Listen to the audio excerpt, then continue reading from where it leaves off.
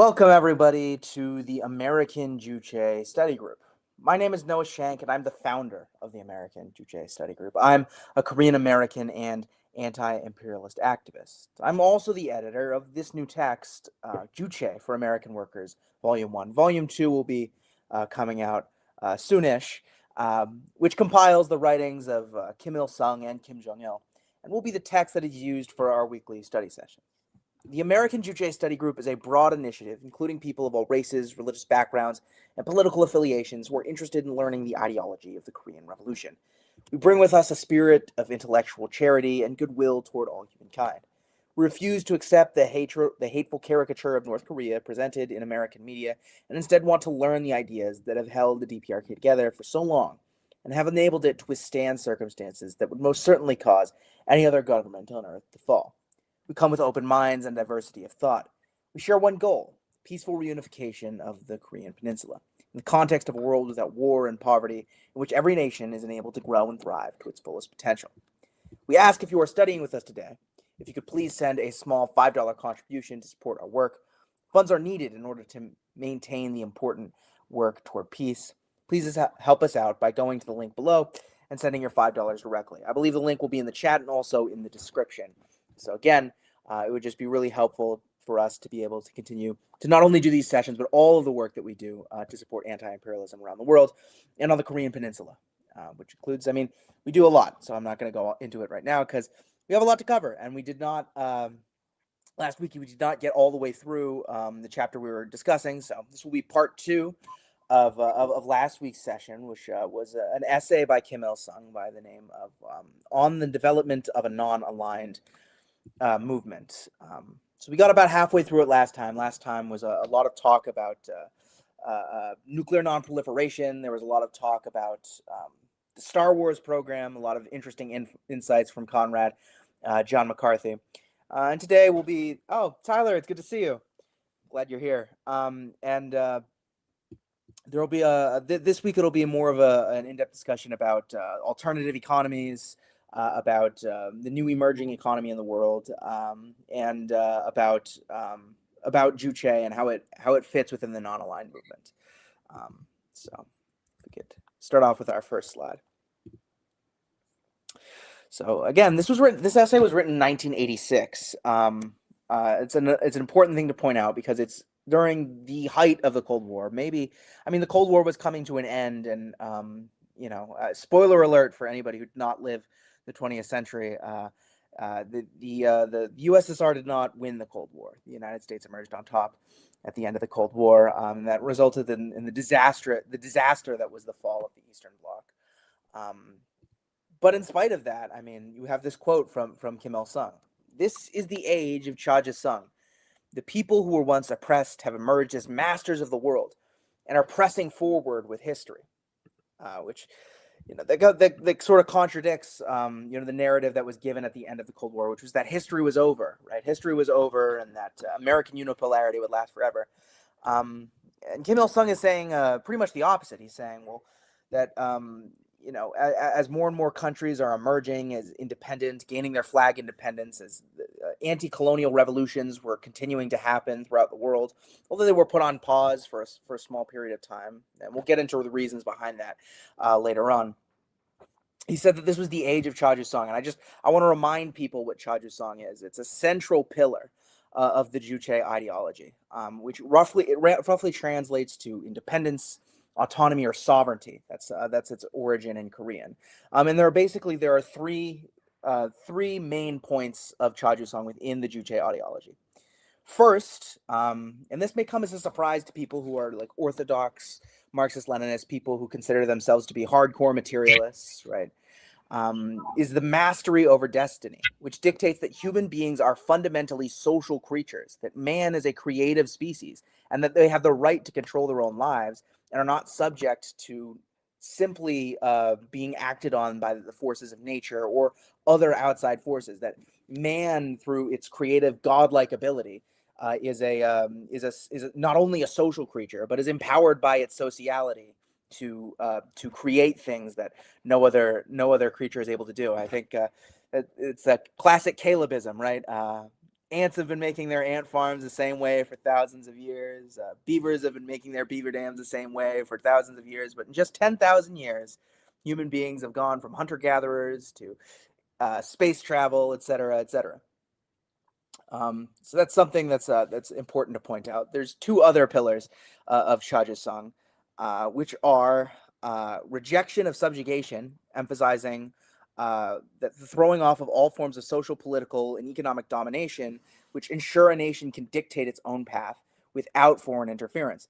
Again, this is breaking with Marxist orthodoxy, right? Because you'll notice he's not talking about a lack of class struggle, or the fading away of class struggle, or the liberation of the proletariat. No, it's that the nation will rise up and overthrow the economic colonial domination previously enforced on them by colonial powers, right? The Korean Revolution, like every revolution that has broken free of the system of globalism, imperialism, is fundamentally an anti-colonial revolution, a revolution against the system of globalism, imperialism, of the Western financial system. And that comes out of a national liberation struggle. I have a great video essay on that if you guys would like to check out recently. And then third is ideological independence, which is the idea that you should encourage self-reliance and national pride, and solving problems using one's own resources and judgment rather than relying on foreign powers. So those are the three main pillars of Cha Jusung. That's a thinker. Do people ever have any thoughts on any of that? I would just say, I said in the chat, you said you could argue that the Soviet Union lost the Cold War. I would say, in a certain sense, China won the Cold War.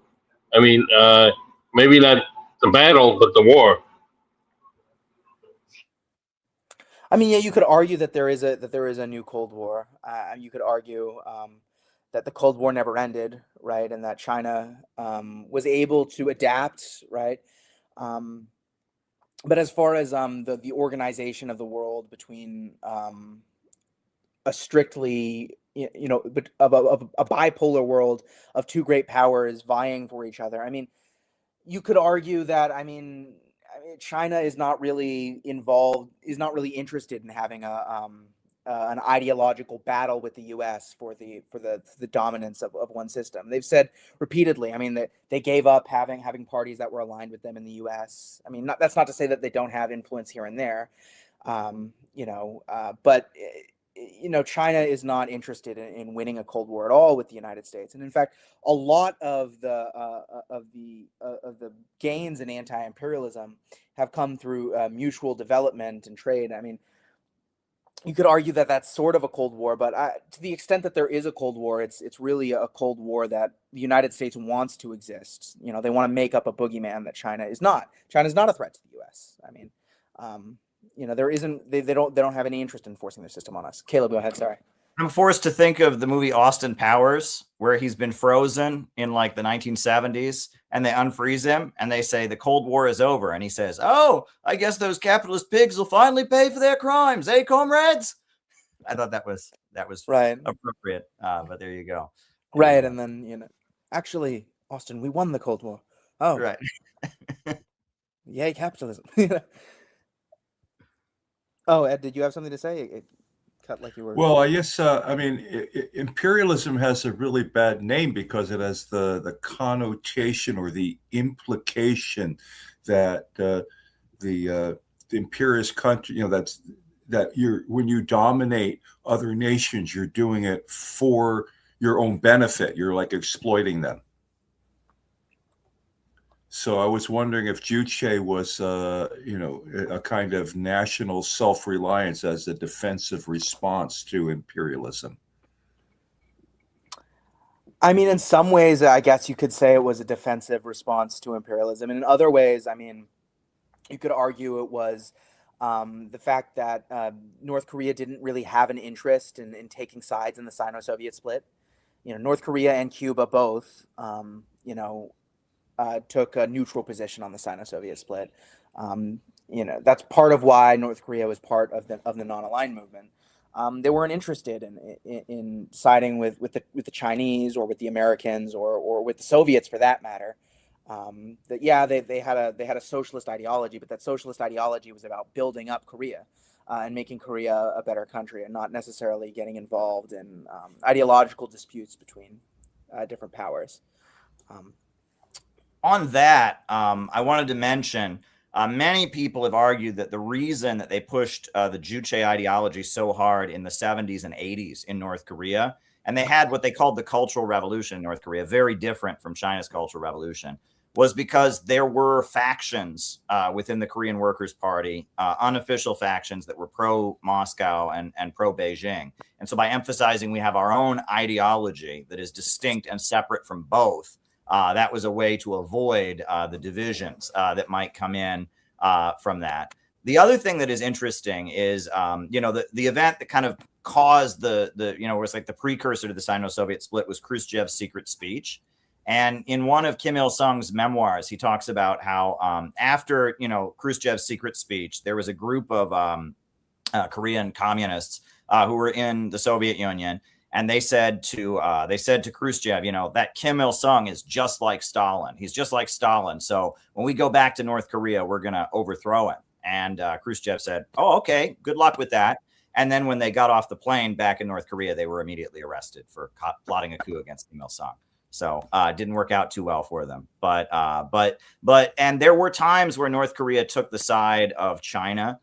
In the 70s and 80s when China was kind of, blatantly on the other side. But then there were other times where where North Korea took the side of the Soviet Union. And they made a point of not taking either side. And they did kind of go back and forth. I know at one point in the 70s, there were big anti-North Korea rallies at the border. Mao's wife organized rallies calling Kim Il-sung a fat revisionist pig was the term that was used.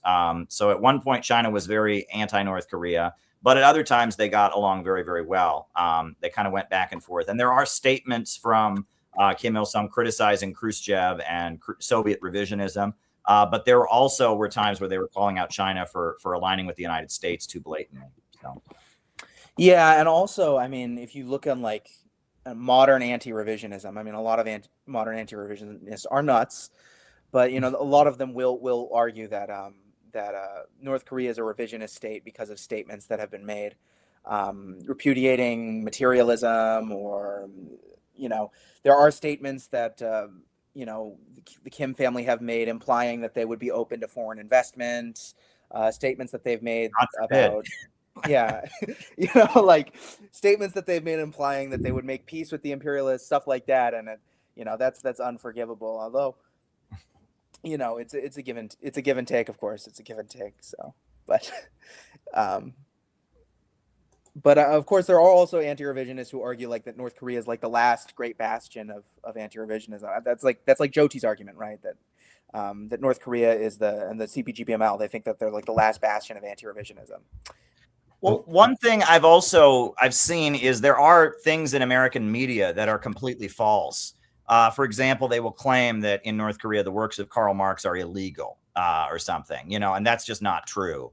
And I've seen that there is a big effort, and this happens with every communist government to some degree or other. But with North Korea in particular, not real socialism, basically. Ideology, right? They have a way of like trying to convince American communists not to support them. And like I've seen that printed in American press. Oh, it's illegal to read Karl Marx in North Korea because they're Juche, they're not Marxists, things like that. And those are just false statements, Yeah, we published an article on our website about similar efforts they've done with about Russia and stuff like that, trying to convince people it's illegal to study Lenin in Russia, which is blatantly ridiculous. And yeah, another thing is if you take any college class in America about political science, specifically about like geopolitics or about international relations, right? When you're studying different systems, right? The example that they give of how a name could be misleading is they always say, oh, well, the Democratic People's Republic of Korea is neither democratic nor a republic. So see, you can lie. And so that proves that all the communist countries aren't really communist, right? And not real socialism, basically, that argument. Yeah, like it's your favorite. It's your libertarians make the same argument about capitalism, which is very funny. But yeah, it's not real socialism argument is very popular in college classes now. But about democracy, So. You had something unanimous? No, it was just that. Like, no, it was just that. Like, but there also wasn't. Jinx, sorry. I was saying there's also been elements of people trying to claim the North Koreans are like racist. I think there was one white supremacist who was arrested for like trying to be an agent in North Korea or something. I don't know. That was a weird story. I think this was around the time you were starting to get active in Marxism, Caleb. I don't know if you remember any of this. Well, I could comment on that a little bit, actually. There's been a ton of effort, actually, to convince people that North Korea is a racist country. And we're going to get into what a lot of this section is actually going to be disproving that. But there's been there was a book published, I believe it was called The Cleanest Race, where they took statements out of context by the Kim family. Basically, this is a thing that happens when a country or a people have been oppressed for a long time. The same thing happens in the Black community. The same thing happens in the Hispanic community. The same happens in every country where there's an anti-colonial struggle or an anti-imperialist struggle or a national liberation struggle.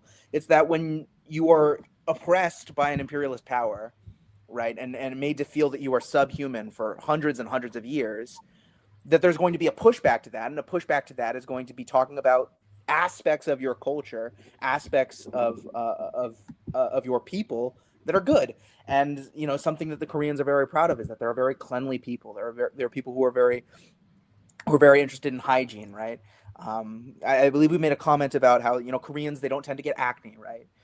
Stuff like that. It's like there are things and there are statements that the Kim family have made basically saying like, we're proud to be Korean. Like, it's a good thing to be Korean. It's the second oldest civilization on the planet. It's 4,500 years old. It's the only country in the world to have never started a war of aggression. And, the imperialists, they'll take statements like that and just be like, see, the Kim family are racist. Another thing is that because there's been such an effort to convince people that that North Korea is like a fascist dictatorship or is a monarchy, there are a lot of people on the far right who are like, yeah, but that's good. There's a lot of that too. And also Korea is, it's ethnically homogenous. And because it's had so little interaction with the rest of the world, it's remained, relatively homogenous. But Christopher Hitchens too, he made this ridiculous statement during the early 2000s. He was like, oh, I was just so disgusted when I heard Kim Il-sung. He said that he was upset that Koreans on the southern peninsula, they were having black children, and it's just so racist. He clearly just hates black people. And it's like, well, no, actually, the comments that he's making are in regard to American soldiers who are occupying the southern half of the Korean peninsula. And it is a very common grievance in South Korea because they don't like the occupying soldiers who will sexually harass women, commit acts of sexual assault and indecency. And, will often, he's lamenting the oppression of the people of the South.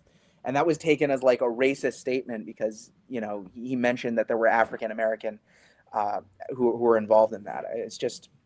Yeah, they were trying to make it sound like he opposes race mixing or something, which is not what he said. It's interesting because my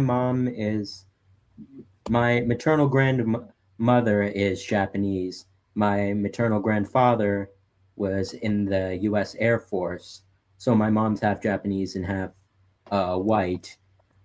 And I think there have also been grievances in Japan. I think it was a huge scandal that a Japanese woman was raped by an American soldier in Okinawa. And you'll hear stories like this popping up all the time, like stuff going on there. I don't know if anything like this came out of Iraq or Afghanistan. Wouldn't surprise me if the Department of Defense covered it up. But yeah, like this has been widely documented, I think. Well, yeah, it's very common for an occupying force to do that. You hear stories about Japanese comfort women, etc. And yeah, it happens all the time. And the people of Korea being upset about that is not proof that they're racist. And we'll get into this. Kim Il-sung adopted a Palestinian child. The North Koreans sent to be Korean soldiers to be bodyguards for in Zimbabwe for Robert Mugabe. They built a beautiful monument in Senegal, which we'll show later. To the Black liberation struggle. I mean, they were some of the. Somebody needs to mute. I can hear myself. That was okay. Anyway, but yeah, I mean, in terms of opposition to apartheid, in terms of opposition to Zionism, in terms of opposition to racism all around the world, I mean, they were huge supporters of the Black Panther Party. I mean, North Korea is like at the top of the list. I mean, in fact, I mean, I think that's a great transition to our next slide, actually, which talks just about this. So here is Kim Il-sung with, that is Yasser Arafat, I believe. The head of the PLO, and he says, under the active aegis of imperialists, the South African racists and Israeli Zionists overtly pursue the racist expansionist policy of aggression in all-out opposition to the cause of national liberation.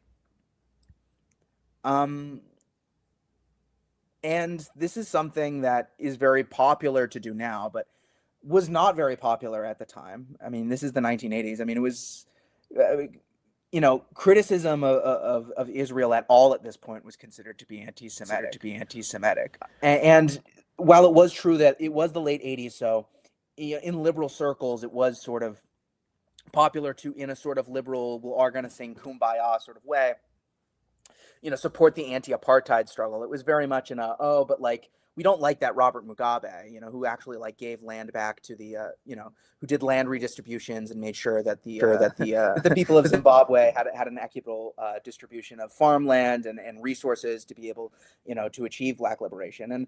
And Kim Il-sung lays it out like right here, Zionism and apartheid are the same system. It's an imperialist aberration that is being forced on the people of a region where like people are being brought in to oppress the local population and drive them under and keep them in poverty. And he made it very clear that, any independence in any part of the world will be as a result of, yes, fighting for your own national liberation struggle, but also opposing Israeli Zionism and South African apartheid, which is still active today. There's still a lot of inequality in apartheid South Africa, and a lot of people in South Africa, in spite of the fact that the apartheid system has largely been gotten rid of. And a big part of the reason why that is because, and this is covered up a lot in American media, is that the Soviet Union wasn't there anymore.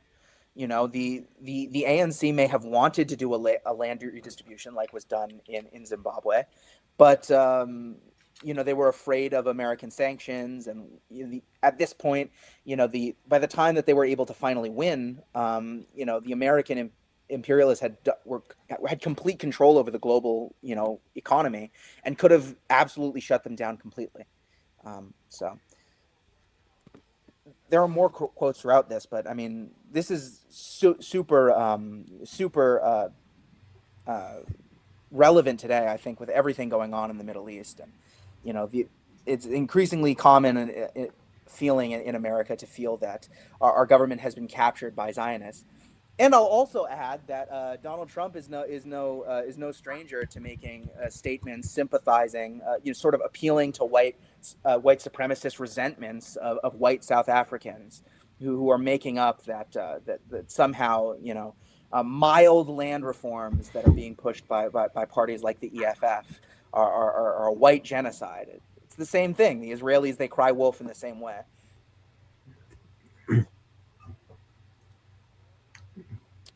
Any comments? I mean, we can go to the next slide. I just wanted to briefly say that Kim Jong-Un is continuing the steadfast support for the Palestinian liberation struggle. I mean, obviously can't give as much aid as he wants to because of the way North Korea is increasingly under attack since the 90s, but you can look up, anybody can quotes from Kim Jong-un where he says similar things today. Right. I just wanted to say that maybe it was today, but I think it was yesterday, was Africa Day, which is the anniversary of the founding of the Organization of African Unity. And both Putin wrote a statement that was read to the conference, And I think Lavrov actually physically addressed it. I'm not sure if he was there or if he addressed it by a link, but they both made incredible statements about the history of the fight against colonialism and the fight for more representation in international institutions, including the United Nations Security Council, of the global South as a whole and of Africa in particular. And I'd like to make the appeal to conservatives who have heard bad things about Mugabe, are believing this, quite frankly, bullcrap. The reason the US media went so hard against Mugabe, the reason they don't like Malema, is because the same big agricultural companies that control America's food, you couldn't, like, Mugabe was essentially giving the land they would have used to the people. And maybe there were flaws. I'm not saying there weren't issues in Zimbabwe afterwards. I'm not, but the reason that there was this national emergency whatever was because Big Ag couldn't control Zimbabwe's food supply. Yeah, I mean, and similar things happen in the United States. You'll see a lot of crybabying about, China's buying up all of this agricultural land. If you look into it, China does not buy up all that much agricultural land. And I think there's more Luxembourg-owned farmland. Like per acre, there's more land owned by Luxembourg than is like the actual territory of Luxembourg, because that's like a tiny country, but citizens of Luxembourg own farmland. And yeah, way more than China, because China's not interested in subjugating the United States as much as people would like to make it seem like they are. But that's a common thing you'll hear in American conservative media, and even in like sort of dissident conspiracy-oriented circles, right? They'll say, "Oh, well, all of these low-level farmers, right, their farms are going under, and the WEF is passing all of these unreasonable restrictions on what they can and cannot do, and then China is going to buy up all the agricultural land." If you actually look into who's actually buying up the agricultural land, it's mostly Bill Gates, real estate companies like BlackRock, and American agribusiness. But you'll notice they never complain about American agribusiness, that are not only buying up this farmland, but doing like ridiculous, unsustainable farming practices that are eroding the topsoil, creating situations where we might have another Dust Bowl, and a large majority of the crops that they're producing are just getting destroyed anyway because they're overproducing. But there's never a discussion of that. It's, well, China bad, China bad, and it's the same thing. Oh, Robert Mugabe bad, the EFF bad, the ANC bad. Oh, Paul, you had something to say. Or they'll say that, China's a surveillance state. I'm like, really? Yeah, I said it once before that the only way, like this was during all the TikTok hubbub, that if China wanted to collect all our data, all they'd have to do was piggyback off Google.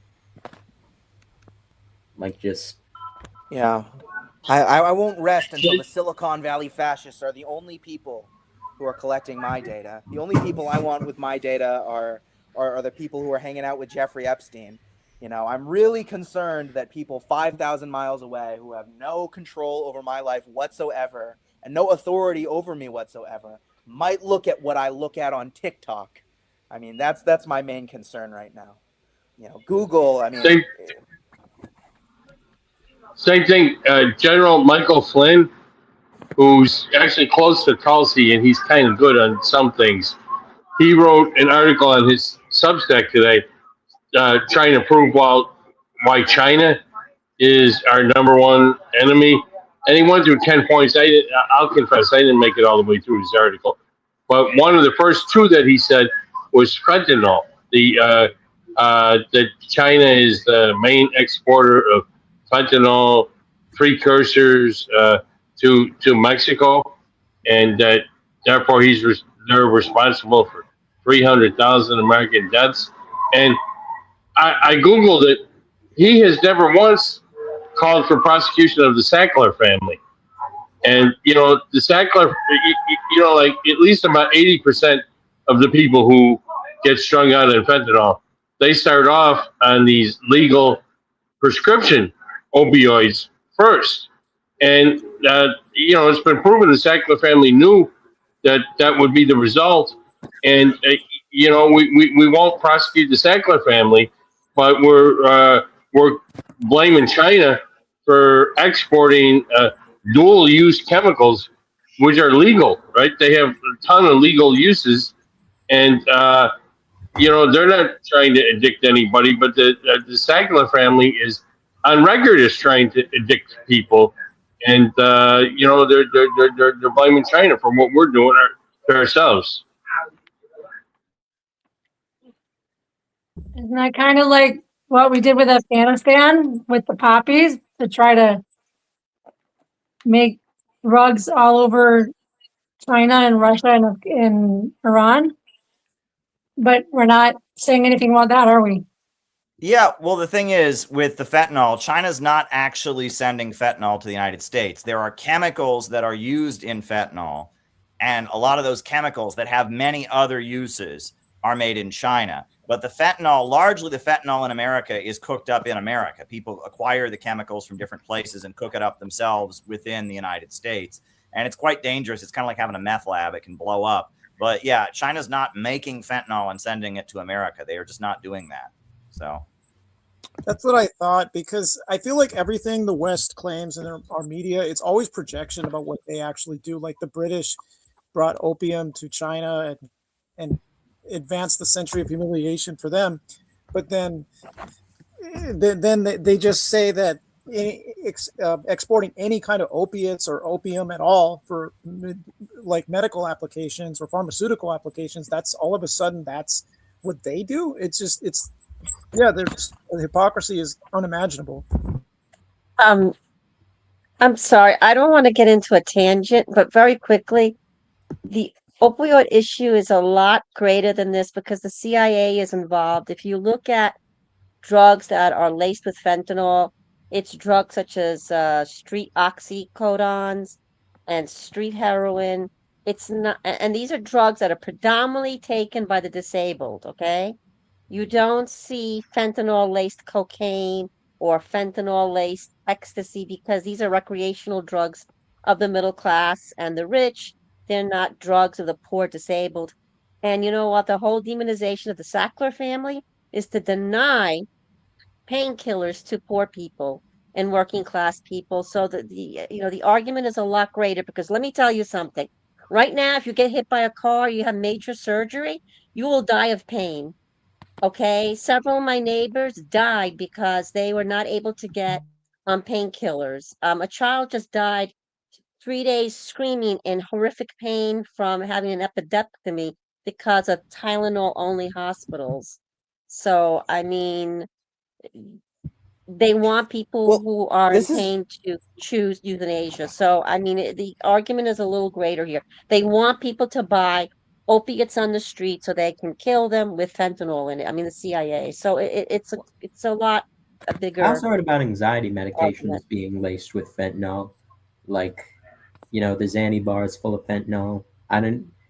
That's an interesting point because look, out of my generation, I think people are bringing up how in the mid 2010s a lot of people were using Xanax. There are a bunch of factors for this. People bring up the music, but there's also less stigma around seeking psychiatric care in the 2010s. So more people had them in the house or from a family member. But now, if you get a Xanax on the street, it's probably got fentanyl in it. That's an interesting point too. Like people don't talk about that. I don't want to get into a big argument about it, but I know people personally who got addicted to prescription opioids and then because of injuries, and then when it got cut off, they got addicted to fentanyl and their lives went down.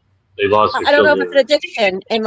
I'm not sure if it's an addiction. I mean, if I'm in pain, then I have to do what I have to do. I think we're So going on wanna- a little bit of a let's get tangent, yeah, and I don't yeah, really want yeah, to get into a big yeah. argument Let's get off of this about topic, use of please. opioids. So, The main point is it's not China's fault.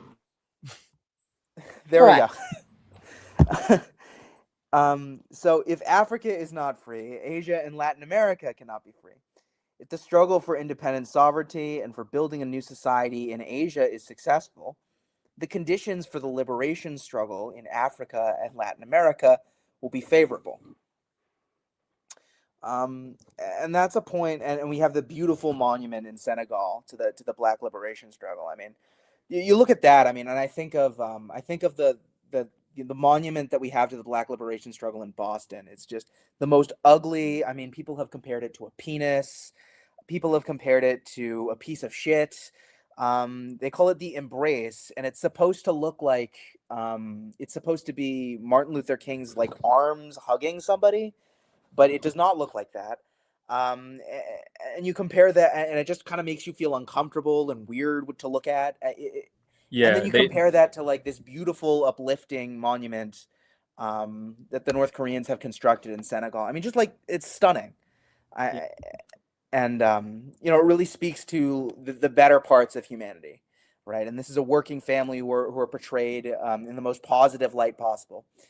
And it's making a very beautiful point here from Kim Il-sung, and that is the interconnectedness, of this struggle. I mean, there's a tendency of a lot of anti-imperialists, especially in the West, to fixate on their pet country. I think that becoming an anti-imperialist in the West because it's something that you sort of have to be sort of non-conforming or maybe a little deeper thinking. It attracts the kind of person who's going to fixate on one particular thing. And that's something I've noticed is somebody will become an expert on one country and fixate on the struggle of that country. And then they'll start like taking the side of that country and in every dispute, even in the instances when that country is siding with the imperialists. And they're losing the big picture. And the big picture is it's a global struggle against globalism, imperialism, against the Western financial system. I mean, I can think of a few examples, but I'm sure others can think of people in their lives who've gotten fixated on one particular country. There's a lot of people who get really fixated on like what is, and sometimes they'll even convert right to the religion of that. There's a lot of ortho bros out there now. I think of. Maybe they started off as a communist and an anti-imperialist, but then as an expression of their fixation on Russia as a result of becoming an anti-imperialist, they convert to orthodoxy. And I've had conversations with some of these people where they're like, nah, man, Iran, they're no good, man, because they're not orthodox, man. And like we should be neutral in the as the United States is bombing Iran because they're not orthodoxy, and Father so and so said so. I mean, Gavin can probably speak to this as well.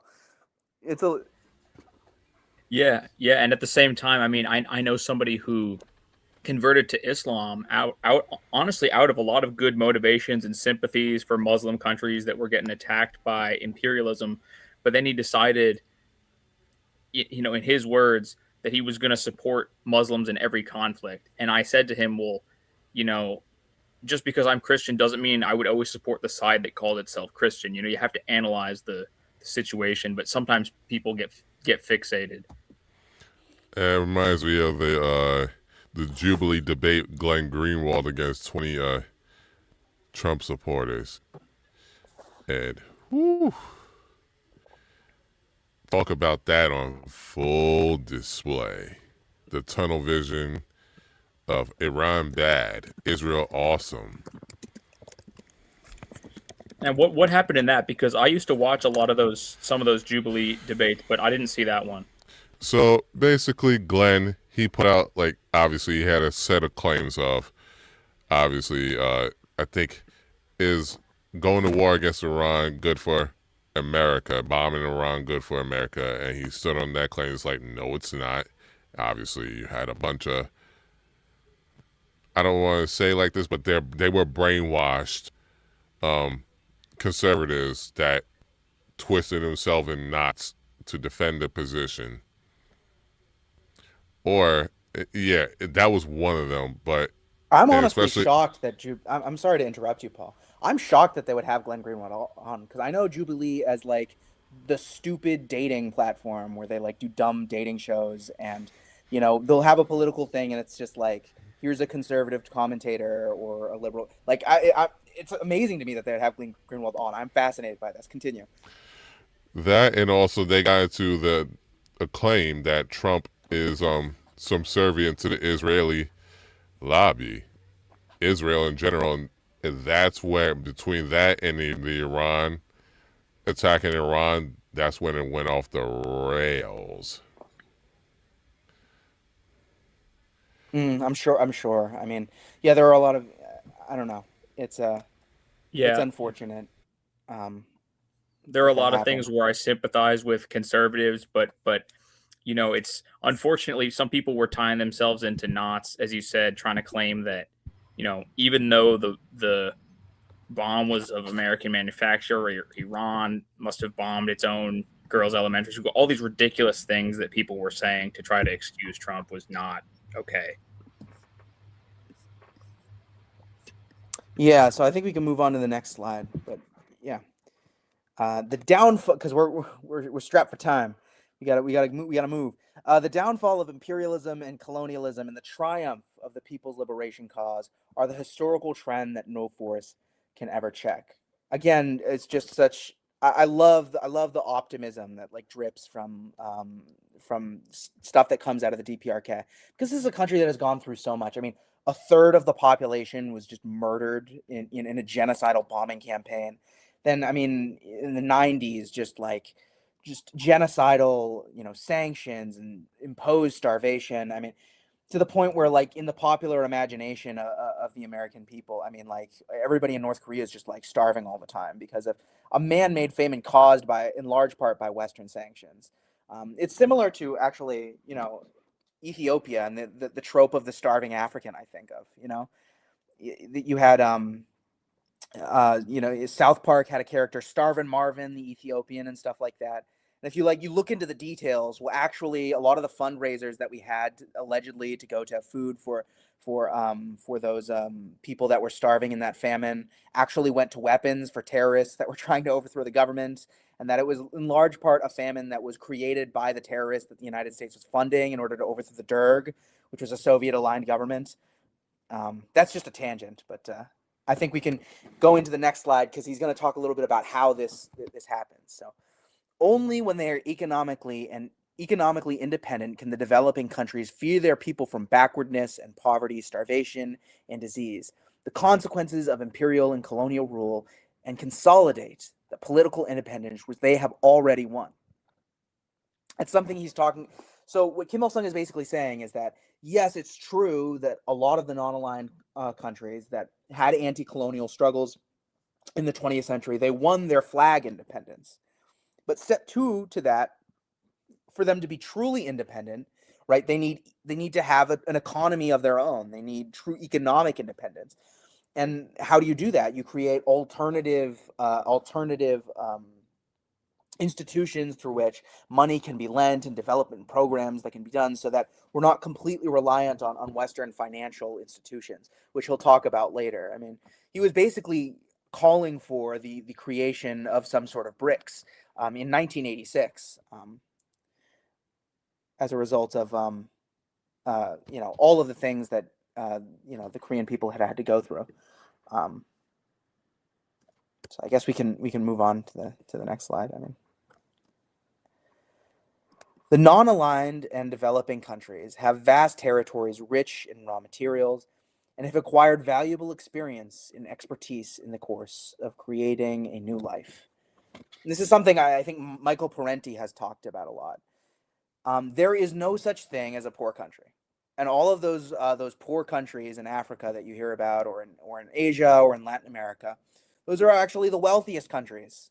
They're rich in human resources, and that we know that human labor power is the origin of all wealth. And this is something you'll hear all the time in American media. Oh, well, the reason why those countries are so poor is that those poor people, they breed too much, right? They have too many kids, and then they can't feed them. It's this Malthusian argument. Actually, the opposite is true.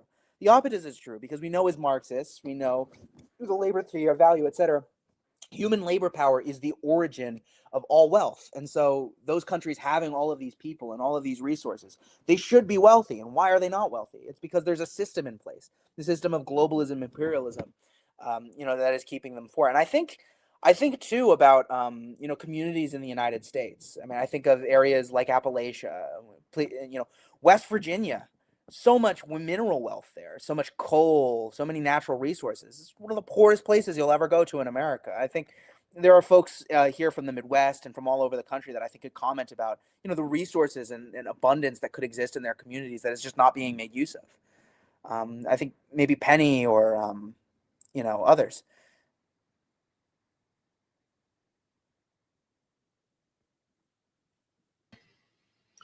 Well, I grew up in Ohio and Indiana, mostly. Lived briefly in Kentucky, and so I lived close to West Virginia at one point. I saw a lot of poverty. I mean, like we were actually living in poverty at times. So my family. So I'm all too familiar with that. And at the time, I didn't understand. And I doubt my parents understood much about what was going on. They were doing the work of the Lord. They were in the church ministry. And even the well-to-do larger churches with lots of money, they didn't really care about the country preachers. So, the country preachers did a lot of the work, in connecting with the poor people. I saw it firsthand. I participated in it some. So I'd like to say I didn't understand it. I just thought that's the natural way of how things are, And until I came to the city, that's when I started to see bigger things, more things. And of course, when you get older and you just get more information, you meet more people and you learn things and you start to connect the dots. But yeah, it's probably not any different in West Virginia right now. Maybe it's somewhat different, but yeah, it's there. You go to rural areas all across the country. I've heard stories. I know people who live in Kansas and Missouri. It's the same story. You go out into the rural areas and people are really poor, but you're never going to hear the politicians talking about any of that because that doesn't help them and that doesn't help their donors. So this is an ongoing crisis. So what we're seeing now is just is the end of empire. So Well, one of the things, what I'd like to, I'm sorry, I don't mean to interrupt you, Right. Jens, but I was just, this is a thing a lot of people don't really talk about is that the cities, the coastal cities that are so wealthy, like New York and like LA for that matter, relative to the rest of the country, are parasites on the rest of the country that, they don't really produce that much. I mean, you compare to the industrial cities that the United States used to have, the mining that goes on in Appalachia where you grew up. I mean, these are the agriculture that happens throughout the Midwest. These are the areas of the country that should be super, super wealthy where you grew up. And in spite of that, I mean, a majority of the population in comparison to the coastal cities is living in relative poverty. I mean, it's on a smaller level, of what the United States does to the rest of the world. I think that's a good example of why we need socialism. Can I have something?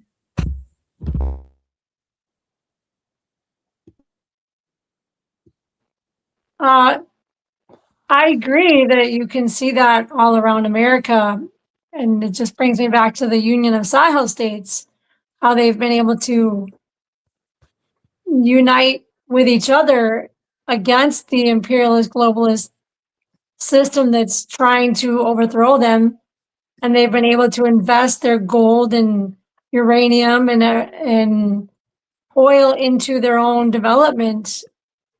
But it's also not without a fight because the imperialists are still funding the terrorism to try to destabilize them. So it's sobering to think what they have to go through, and it makes you wonder what the fight looks like on our side because we want to do it peacefully, but the imperialist globalists want to do it with war. So that's where I'm at. Yeah, and the education. I mean, like we were doing an exchange today, the LA group people, and trying to figure out when we're going to have our next book club meeting. And some people know that I've co-founded a group called Natural Health First during the pandemic, and many of us that were, whether it be leftist or centrist or whatever, we start making friends with people that are more politically conservative, because A lot of people didn't want to take the vaccine, and many of them were conservative. So you started making a lot more friends that were conservative. Well, now there's becoming more and more a split, because there is obviously a conservative political agenda, and their next meeting, used to be Children's Health Defense, but now they're What Matters LA.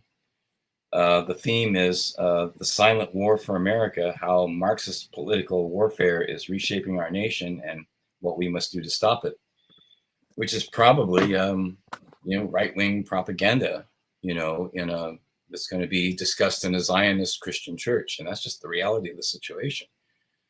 So Ian from our group did a talk at a local coffee shop in Santa Monica to talk to some of the people there that are used to associating with some of the conservatives in that group that many of us all have been. Maybe this is something you might not want to attend, this is what we're dealing with in this country now. We really have to educate people about what's going on. I had a conversation with someone that I hadn't seen in a long time in Hollywood that just blatantly ignorant about Ukraine. Wouldn't even hear like Russia attacked. I said, well, you know what the Maidan coup was? No, there was no Maidan coup. Oh my God, and the people are brainwashed, and we have a lot of work ahead of us. What are we going to do? We have to educate ourselves. And if you'd like to, on that note, if you'd like to support the great work that we do to promote anti-imperialism in the United States, we'd ask. There's going to be a link in the chat. I can see it. It's been put in the chat a few times. It'll also be in the description below. Just please, we ask that you follow the link and just donate $5. It would really, really help us to be able to continue to do stuff like this. So I think we can go on to our next slide. One of the important tasks confronting the non-aligned and developing countries today is to do away with the old international economic order and to establish a new fair one based on the principles of independence, equality, and mutual development. Win-win cooperation, one might say.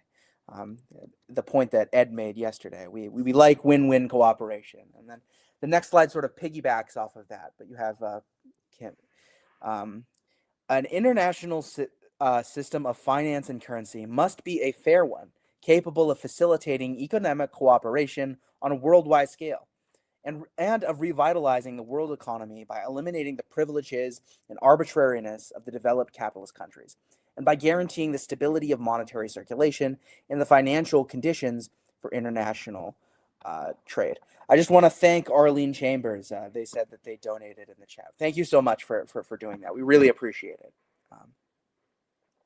In the background that we have sort of a dollar disappearing. I mean, they're sort of talking about what's now going on today. I mean, he was talking about this in 1986. At this time, the United States was able to dominate the global financial system through the SWIFT banking system, through all sorts of various ways, through sanctions and others. At this time, if the United States didn't want to do business with you, you were fucked. There was Commie-Con for most of the 20th century.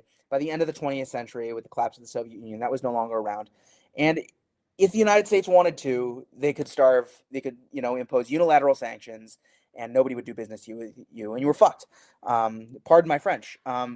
And that happened even on a smaller scale. I mean, to smaller competitors who weren't even necessarily anti-imperialist countries. I think of the tiger markets, the Asian tiger countries. I think of Lee Kuan Yew's Singapore, and of South Korea and Japan, for that matter, who were competitors to the United States to some degree or other, that they had been allowed to grow and have to some degree or other state-run economies that handed out the goods.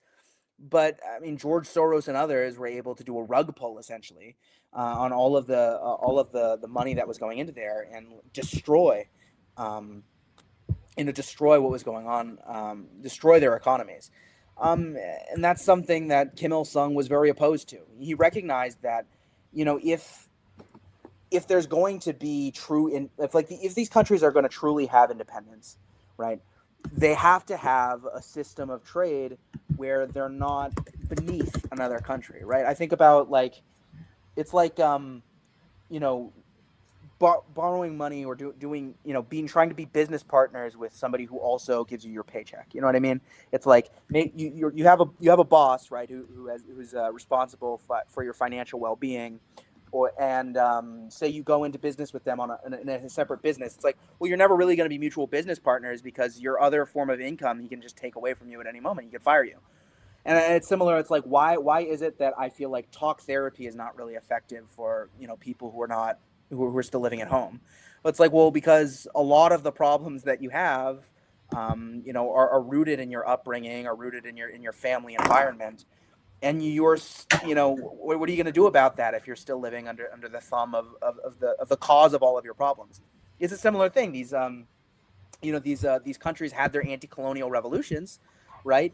But they were still in many respects under the thumb of their imperialist masters. And so, of course, you know, when the United States gets up and they issue a big condemnation against an anti-imperialist country that they forced into a conflict, it's like, oh, well, all of these African countries or all of these countries in Asia or in Latin America, well, they also agreed with the United States. So clearly that proves that, you know, that country that they've unilaterally decided is bad is bad. It's like, well, if you look into the details, it's like, well, of course they are doing that, because they know that if they step up and do the right thing, that they're going to be demonized in the American media. American companies are not going to want to do business with them, and that they're going to go under. So, yeah, I'm part of Defu Gang. Yeah. So should we show the video when Noah and Gabby did outreach about Kim Il Sung at Riverside Church before we end? Sure, I think that could be a nice way to end. Why don't we just read the last slide, and then Oh, okay, sure. Yeah, the government of the DKRK in the future too remains loyal to the principle and idea of a non-aligned movement, and will make every effort to strengthen and develop this movement. And I think that we've done a good job at CPI of honoring that memory with the outreach we've done at Riverside Church. I think we can end on showing that. It'll leave us with some hope and some optimism as we leave.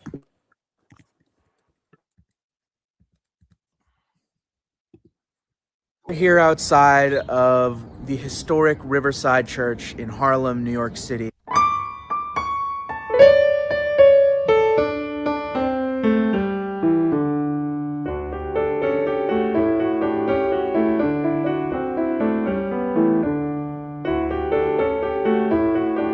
Historic church involved with the civil rights movement and, you know, many other struggles. Big center for ban the bomb protests. It's where Martin Luther King famously gave his speech condemning the Vietnam War and talking about how, you know, we needed some sort of democratic socialism. Went on a Sunday to pass out these, and the people were friendly. This last part, hope that one day we could all merge together.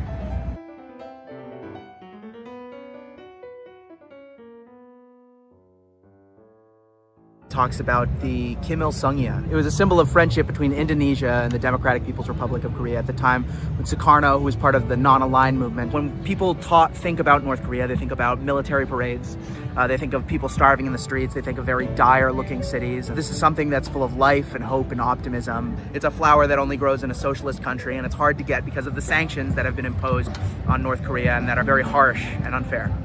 They were like saying, is there a garden or is there a flower shop that they sell this? And I'm like, well, you have to find out. And like, I told them about that Kim Il Sung flower, and the back part I kept reading.